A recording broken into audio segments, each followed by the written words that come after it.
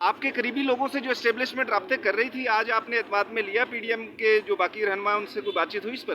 P D M میں تو سب باتیں رکھنی پڑتی ہیں، رکھنی چاہیے، رکھی جاتی ہیں۔ تو اس پر فیصلہ کیا ہوا؟ آپ کے بیانیے کو اہمیت مل رہی ہے؟ بتا دیا کہ اس پہ کیا فیصلہ ہے۔ آپ کے بیانیے کو دیگر پارٹیاں بھی جو ہیں وہ سپورٹ کرنے جا رہی ہیں کہ نہیں؟ کیونکہ آپ بڑی ہارڈ لائن لے رہی ہیں، باقی جماعتوں کے لیے شاید مشکل ہوگا۔ سب کی کہنے کے انداز فرق ہے، بات سب کی ہے، اور یہ ابھی مولانا صاحب سب کی ریپرزنٹیشن کر رہے ہیں۔ جی بی میں آپ نے بڑی کمپین چلائی ہے، آپ کے دماغ میں کیا آئیڈیا تھا، کیا حکمت عملی تھی کہ مسلم لیگ نون اکثریتی سیٹیں لے گی تو وہ حکومت بنائے گی نون لیگ، یا پیپلز پارٹی اور نون لیگ جیتتی ہیں تو وہ اتحادی حکومت بنے گی، اور سارا الٹ ہو اس گیا؟ معاملے میں بہت کلیئر ہوں۔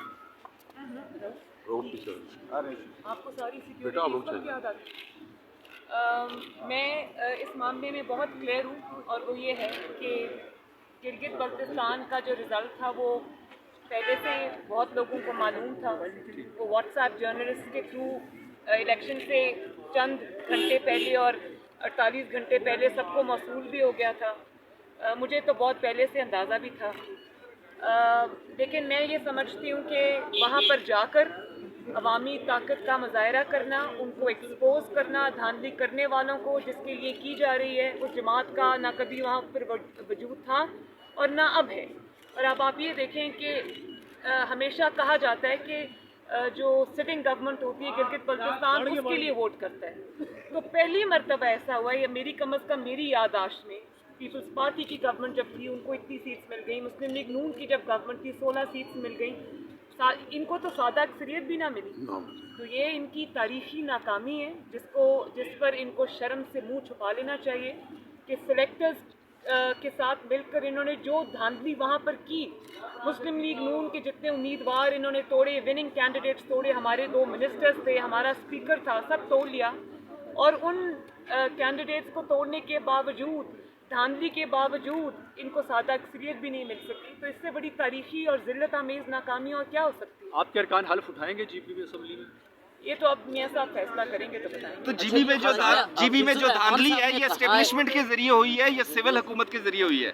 دیکھیں، اس میں کسی نے بھی کوئی کسر نہیں چھوڑی۔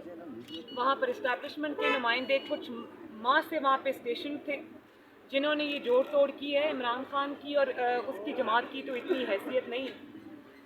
آپ نے دیکھا کہ کس طرح ان کے لوگوں نے الیکشن کمیشن کے رولز کی، لاز کی وائلیشن کی اور مذاق اڑایا، اس کا قانون کا اور آئین کا مذاق اڑایا، اور پھر بھی میں کہتی ہوں کہ سادہ اکثریت بھی نہیں لے سکے۔ اس سے بڑی تاریخی ناکامی اور کیا ہو سکتی ہے ایک حکومت؟ لوٹوں کو دیکھیں، چاہے وہ گرفتاریاں ہوں یا وہ تھوڑا سا کیمرہ کی طرف پابندی لگانا ہو جلسوں کے اوپر، میں یہ سمجھتی ہوں کہ یہ صرف اور صرف ان کے خوف کی عکاس ہے، اور ان کے خوف کو جو ان کو پی ڈی ایم کے جلسوں سے، مسلم لیگ نون سے جو ان کو نواز شریف کے بیانیے سے جو تکلیف ہے، یہ اس کا اظہار ہے اور کچھ بھی نہیں ہے۔ اور میں یہ سمجھتی ہوں کہ ان کو پھر بھی انشاءاللہ تعالی ہر حالت میں گھر جانا پڑے گا، یہ حکومت نہیں چل سکتی۔ میڈم لوٹوں کو جی میڈم لوٹوں کے بارے میں آپ نے بات کی تھی جی بی میں، تو کیا لوٹوں کو نہ لینے کا فیصلہ پی ڈی ایم کے بھی اتفاق رائے ہو سکتا ہے اس پہ؟ دیکھیں، ہمارا تو یہ فیصلہ ہونا چاہیے، ہر جماعت کا یہ فیصلہ ہونا چاہیے کہ سب سیاسی جماعتوں کو، لوٹوں کو ہمیشہ کے لیے خیر آباد کہہ دینا چاہیے۔ مانسیرا میں جلسہ ہو رہا ہے، کیا پیغام ہے ہزارہ والوں کا؟ اچھا میڈم، یہ ہزارہ والوں کے لیے میرا یہ پیغام ہے کہ کل میرے جلسے میں شامل ہو، میاں صاحب کے بیانیے کو اور زیادہ تقویت دیں، اور اس گرتی ہوئی دیوار جو کہ یہ جعلی حکومت ہے اس کو آخری دھکا لگائیں۔ اچھا میڈم یہ بتائیے، حفیظ الرحمان صاحب نے کہا ہے کہ پیپلز پارٹی نے این آر او کر لیا ہے، ڈیل کر لیا ہے، آپ ان کی بات سے ایگری کرتی ہیں؟ دیکھیں، انہوں نے جو بات کی ہے اس کی وضاحت کو دے سکتے ہیں، لیکن ان کو پارٹی کی طرف سے یہ میسج جا چکا ہے کہ اس کی ضرورت نہیں۔ میڈم یہ بتا دیں کہ پشاور کا جلسہ پی ڈی ایم کا بڑا جلسہ آ رہا ہے، کیا اس میں یہ طے ہو گیا ہے کہ اب جرنیلوں کا نام لیا جائے گا یا اسٹیبلشمنٹ کا ورڈ یوز کیا جائے گا؟ نہیں، نام تو پہلے ہی لیا جا رہا ہے۔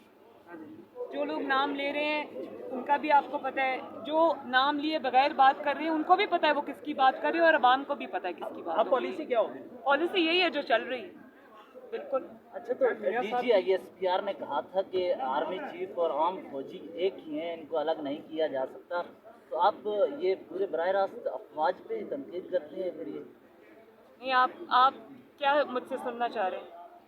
यही आप- कि इदारे का एतराज़ है ना, वो हम अलग नहीं है, वाज़ेह उन्होंने नहीं, तो कहा वो है, तो आप उनकी क्या DGISPR की अपनी प्रेस रिलीज ने बता दिया कि आप वो उनसे एक agree नहीं है। करती फिर? DGISPR ने खुद बताया कि उनके चंद अफसरान इम्पल्सिस पे एक्ट करते हैं, इमोशनल हो जाते हैं, ओवर जेलस हो जाते हैं। तो इससे क्या मैसेज दिया जा रहा है वहाँ?